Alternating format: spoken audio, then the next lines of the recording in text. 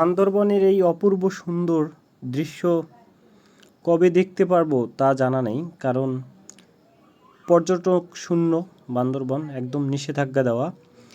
বিশেষ করে এই জায়গাটা হচ্ছে লোকেশন রুমায়।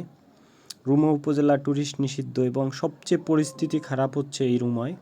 দেখুন কতটা সুন্দর আমাদের এই বান্দরবন, বিশেষ করে রুমা উপজেলা এবং থানচি, আর দুইটাই নিষিদ্ধ। কবে খুলে দিবে তাও জানি না।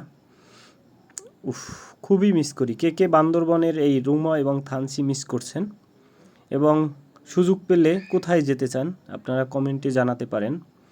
এবং আমার বিশ্বাস হয়তোবা অচিরেই পরিস্থিতি শান্ত হবে এবং রুমা থানচি পর্যটকের জন্য ওপেন করা হবে।